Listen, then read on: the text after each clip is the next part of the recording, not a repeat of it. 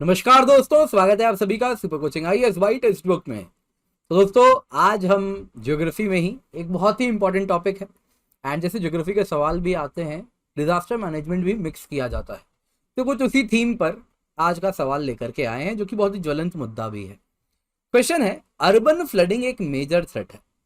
क्या कारण है, क्या रीजन है जिस वजह से अर्बन फ्लडिंग आजकल बढ़ रही है? तो काफी लोग कहते हैं सर हिंदी में सवाल लाएं, तो हिंदी में मैं बोल दे रहा हूं। तो सबसे पहले आपसे पूछा जा रहा है, क्या कारण है जिस वजह से अर्बन फ्लडिंग बढ़ रही है, और एनडीएमए गाइडलाइंस ने क्या कहा गया है अर्बन फ्लडिंग के बारे में। तो in the light of NDMA guideline suggest कीजिए कि क्या किया जाए जा सकता है जिससे अर्बन फ्लड्स को फ्यूचर में होने से हम प्रिवेंट कर सकें, रोक सकें। तो 15 मार्क्स हैं, 250 वर्ड्स हैं।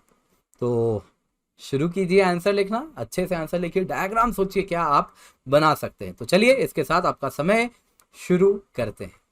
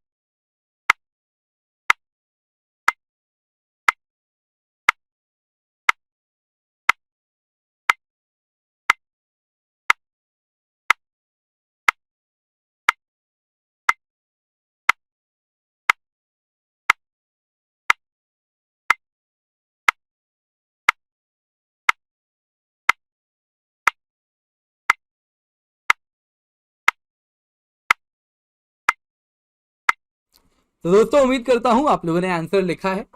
तो ये सवाल अगर आप पढ़ें तो इसमें देखिए आपसे जो पार्ट्स पूछे गए हैं, तो सबसे पहला पार्ट अर्बन फ्लडिंग क्या है आपको ये बताना है।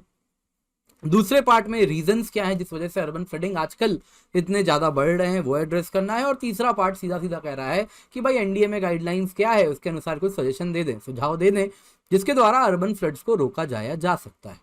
यही है ना सवाल, ठीक है। तो देखिए सबसे पहले तो आप स्टार्ट करेंगे अर्बन फ्लडिंग है क्या। तो अर्बन फ्लडिंग क्या है, इनंडेशन हो जाए किसकी, प्रॉपर्टी की, in a built environment. Built environment यानी शहरी एनवायरमेंट में या फिर जो मैन मेड एनवायरमेंट है उसमें, particularly densely populated urban areas में। जिस वजह से, किस वजह से, तो इंटेंस रेनफॉल हो जाए जिस वजह से जो ड्रेनेज सिस्टम वहां पर ऑलरेडी मौजूद है वो फेल कर जाए। ये आपको समझाने के लिए मैंने डायग्राम यहां पर बनाया है। इसका मतलब क्या हुआ इस लाइन का कि मान लीजिए कोई शहर है जैसे मुंबई है, वो बनाया गया है कि 10 यूनिट का जो पानी होगा बरसात का वो तो वो बहा के उसके जो ड्रेनेज सिस्टम है बहा के समुद्र में मिला देंगे। लेकिन वहां पे अगर इतनी बारिश हो जाए कि 20 यूनिट पानी उस ड्रेनेज सिस्टम में आ जाए तो क्या होगा, पानी ओवरफ्लो कर जाएगा और शहर में भर जाएगा। तो यही है अर्बन फ्लडिंग। तो अर्बन फ्लडिंग का पहले मैंने डेफिनेशन दिया है, एक प्रॉपर डेफिनेशन है। सिंपल शब्दों में क्या कहें, अर्बन फ्लडिंग क्या है, बिल्ट एनवायरमेंट में प्रॉपर्टीज का डूबना, specially densely populated urban areas में। ये क्यों होगा, क्योंकि इंटेंस रेनफॉल हो रही है और वहां का ड्रेनेज सिस्टम कोलैप्स कर जा रहा है। तो अर्बन फ्लडिंग का क्या इंपैक्ट हो सकता है ये मैंने एक्स्ट्रा डाल दिया है, ज्यादा जगह नहीं यूज करना है तो इसलिए मैंने बस 5 पॉइंट दिए हैं। तो क्या इंपैक्ट हो सकता है कि अर्बन इंफ्रास्ट्रक्चर को डैमेज होगा, ट्रांसपोर्ट पावर ठप हो जाता है जैसा हमने देखा है, लाइफ को भी लॉस होता है, डैमेज टू प्रॉपर्टी होती है, लॉस ऑफ लाइफ होता है, एपिडेमिक्स काफी ज्यादा देखने मिलते हैं, water borne vector borne disease infection बढ़ जाता है। अभी आपने देखा पाकिस्तान में बाढ़ आया, डेंगू कितना ज्यादा वहां फैलने लग गया है।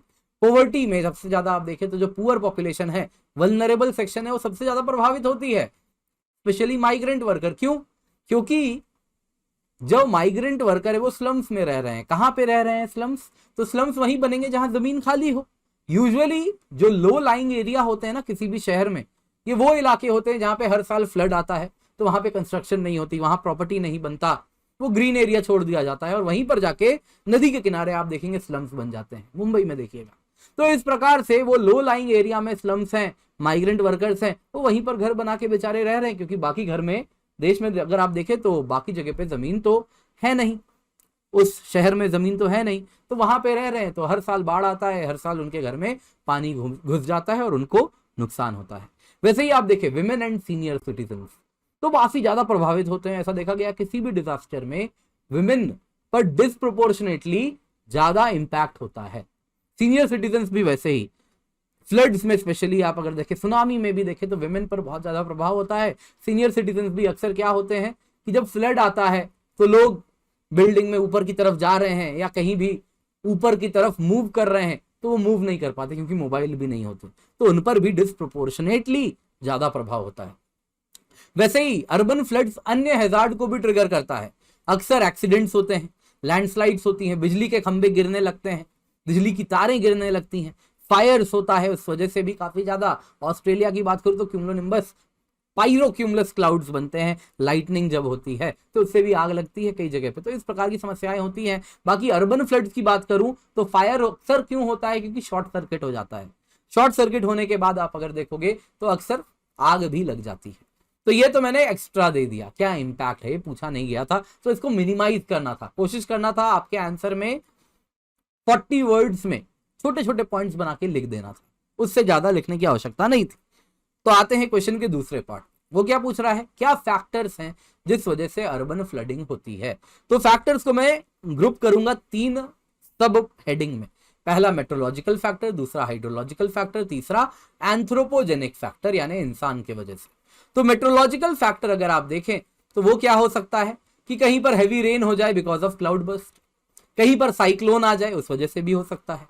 ग्लेशियल लेक आउटबर्स्ट फ्लड हो गया, अगर पहाड़ी शहर है और उसी के पास में कोई ग्लेशियल लेक था, वो आउटबर्स्ट फ्लड हो गया तो वो समस्या हो सकती है। दूसरा हाइड्रोलॉजिकल फैक्टर होता है, जिसमें क्या होता है, कोई इलाका है, कोई शहर है, मान लो यहां पर बसा हुआ है। ये डायग्राम आपको यहां पर बनाना था, मेरे पास जगह नहीं तो मैंने यहां पे बनाया। तो इस प्रकार से ये शहर बसा है और यहां से 3 पहाड़ हैं और 3 पहाड़ से river number 1, river number 2, river number 3 आके यहां पर मिलती है और एक बड़ी नदी बन के चलती है, और इस प्रकार से हो जाए कि तीनों में जो रन ऑफ है वो सिंक्रोनाइज कर जाए, तो अचानक से यहां पर बहुत ज्यादा पानी आ जाएगा और अचानक से यहां पे बाढ़ आ जाएगी। वैसे ही हाई टाइड्स का टाइमिंग हैवी रेनफॉल के साथ सिंक्रोनाइज हो जाए, तो अगर कोई कोस्टल शहर है तो होता क्या है, उसका जो ड्रेनेज है वो पानी समुद्र में गिराता है, लेकिन बारिश तेज हो रही है, साथ साथ हाई टाइड्स भी आ गया, तो क्या होगा सोचा है? तो होगा यूं दोस्तों कि जो टाइड का पानी, जो नदी का जो ड्रेनेज का पानी टाइड समुद्र में जाना था, वो समुद्र में जाने के बजाय टाइड्स बैक मारेगा और वो पानी समुद्र में जा नहीं पाएगा। ऐसा मुंबई फ्लड्स में देखने मिला था। तीसरा है दोस्तों एंथ्रोपोजेनिक फैक्टर, यानी इंसानी कारण। बहुत बड़ा कारण, सबसे बड़ा कारण अर्बन फ्लडिंग में एंथ्रोपोजेनिक है। जैसे पहला है लैंड यूज चेंज। हम क्या करते हैं, डिफॉरेस्टेशन करते हैं, ओवर ग्रेजिंग करवाते हैं पहाड़ के अपर रीचेज में, तो इससे क्या होता है, ग्राउंड वाटर रिचार्ज कम हो जाता है, पानी मिट्टी में कम जाती है, सरफेस फ्लो ज्यादा होती है, जिस वजह से फ्लड्स एंड ड्रॉट आते हैं।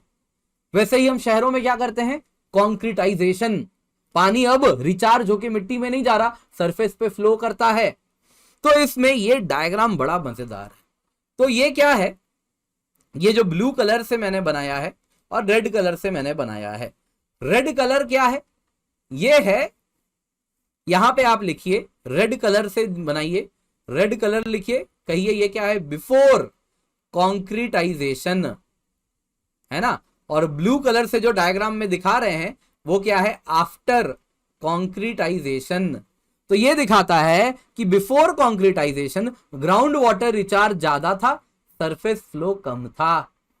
आफ्टर कॉन्क्रीटाइजेशन ग्राउंड वाटर रिचार्ज कम होने लग गया और उसी का इक्विवेलेंट पानी सरफेस पर फ्लो करने लग गया। तो इस वजह से आप देखें तो अर्बन फ्लड्स आपको देखने मिलेंगे, है ना। तो ये डायग्राम आप बना सकते थे, बड़ा अच्छा डायग्राम है, इसको अपने नोट्स में छाप लीजिए। वैसे ही अर्बन एरियाज में क्या होता है, फ्लड प्लेन एंड वेटलैंड्स में अक्सर आप क्या होता है, इंक्रोचमेंट देखेंगे। वहां पर क्या हो जाता है, स्लम्स आ जाते हैं या फिर बड़े बड़े बिल्डिंग्स बन जाते हैं, हाउसिंग कॉलोनीज बन जाती हैं। तो क्या होता है, जब रिवर ओवरफ्लो करती है तो इन इलाकों में हर साल पानी उसी इलाके में भरा करता था, लेकिन वो क्या कर दी, वहां पे जाके शहर बसा लिए, घर बसा लिए, तो उनका घर अब डूबने लग गया। वैसे ही डैम मिसमैनेजमेंट भी एक मेजर समस्या है। केरला के जो फ्लड्स हुए थे उसमें डैम पर आप अगर देखें तो कहीं ना कहीं दोष डाला गया था कि डैम मिसमैनेज किया, क्योंकि तमिलनाडु ये डैम मैनेज कर रहा था, तो केरला में इस वजह से पानी छोड़ा गया जिससे फ्लड्स हो गए। किस डैम की बात कर रहा हूं आप मुझे कमेंट में बताइएगा।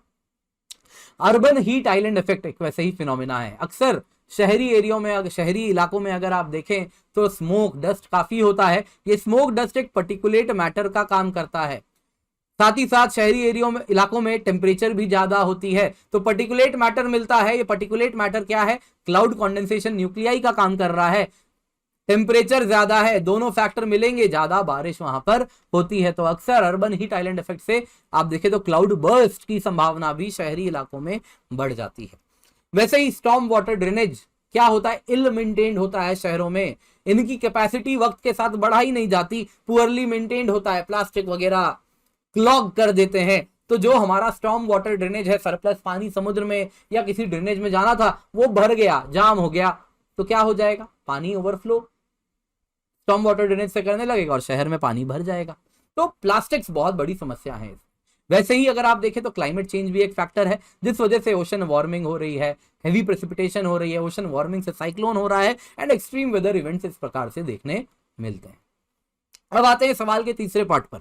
क्या पूछा गया है, एनडीएमए गाइडलाइंस क्या है अर्बन फ्लड्स की। तो दोस्तों ministry of housing and urban development nodal ministry है अर्बन फ्लडिंग के लिए, याद रखिएगा। तो सबसे पहले तो एनडीएमए कहती है कि अर्ली वार्निंग सिस्टम होना चाहिए एंड कम्युनिकेशन नेटवर्क होना चाहिए। तो इसमें क्या है, नेशनल हाइड्रो मेट्रोलॉजिकल नेटवर्क है, जो क्या करता है, हर अर्बन सेंटर्स में अर्ली वार्निंग रिलीज कर देता है कि तुम्हारे यहाँ बाढ़ आने वाला है। साथ ही साथ लोकल नेटवर्क सेल होता है जो रियल टाइम में वार्निंग रिले करता है। तो इसको हमको और मजबूत करना चाहिए। तो रियल टाइम में रेनफॉल डेटा कलेक्शन भी होता रहता है।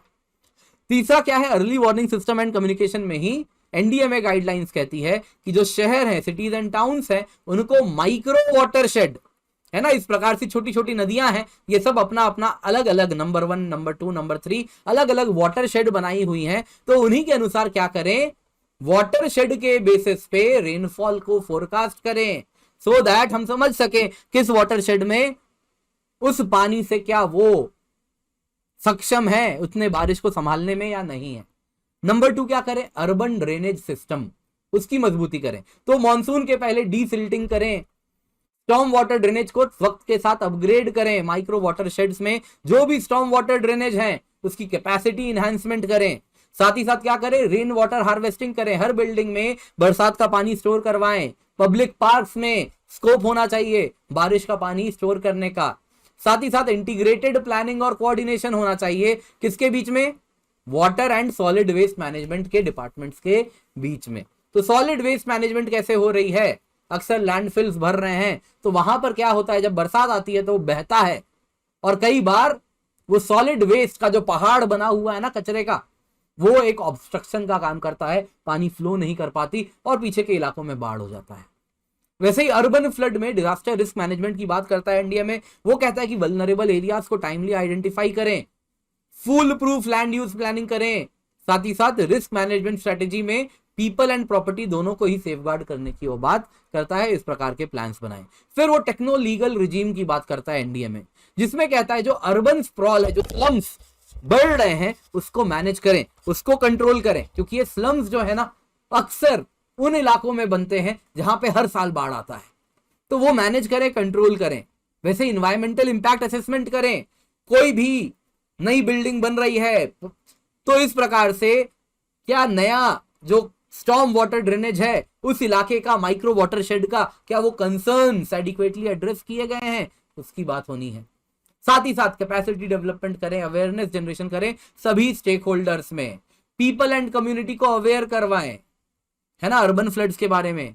एनजीओज को बोले कि लोगों को एजुकेट करें, साथ ही साथ एनजीओज को एक अहम हिस्सा बनाएं। जब आप प्लानिंग करते हैं अर्बन फ्लड्स के लिए, उसमें एनजीओज को as a stake holder plan बनवाएं। They are the people on the ground, जो नीचे सुन रहे हैं, जिनको मालूम है क्या होने वाला है, तो उनके जो इनपुट्स आ रहे हैं उसको सीरियसली लें। इसके सिवा इंश्योरेंस मेजर्स होना चाहिए कि जो फ्लड हुआ उससे जो नुकसान हो रही है उसकी भरपाई हो सके। तो सरकार जैसे कि कैसे किसानों के लिए प्रधानमंत्री फसल बीमा योजना है, उस तर्ज पर एक इंश्योरेंस मेजर होना चाहिए। साथ ही साथ मीडिया का भी बड़ा रोल है, एथिकल गाइडलाइंस होनी चाहिए कि वो सेंसेशनलिज्म ना करे। केरला फ्लड्स में हमने देखा था, केरला के कुछ मीडिया हाउसेस की बहुत तारीफ हुई थी, उन्होंने काफी काम मेंटेन किया था और सेंसेशनलिज्म अवॉइड किया था। वहीं बाकी जो न्यूज मीडिया आउटलेट्स हैं, भारत के मेन स्ट्रीम आउटलेट्स सेंसेशनलिज्म कर रहे थे, अरे सब डूब गया, लेकिन वो लोगों को पैनिक नहीं करने दे रहे थे। तो इस प्रकार का मीडिया गाइडलाइंस की भी एनडीएमए ने बात की है। तो इस प्रकार से आप फाइनली कंक्लूड कर देते कि भाई अर्बन फ्लड्स हैं, एक बड़ी समस्या है और आने वाले दिनों में ये समस्या बढ़ेगी, क्योंकि देश अर्बनाइजेशन की तरफ मूव कर रहा है। तो बहुत जरूरी है कि हमें सस्टेनेबल अर्बनाइजेशन करना चाहिए। यहाँ पे आपके लिए एक ब्राउनी पॉइंट्स होता, अगर आप स्पोंज सिटी की बात करते, तो ये अब आपके लिए मैं होमवर्क छोड़ रहा हूं। स्पोंज सिटी क्या होता है, चाइना का दिया हुआ मॉडल है स्पोंज सिटी। थोड़ा हिंट दे देता हूं, स्पोंज क्या करता है, सरप्लस पानी एब्जॉर्ब कर सकता है। तो इस प्रकार का शहर प्लानिंग कीजिए जो स्पोंज की तरह रहे, सरप्लस पानी एब्जॉर्ब कर ले, जब ड्रॉट का टाइम आए तो वो सरप्लस पानी रिलीज कर दे।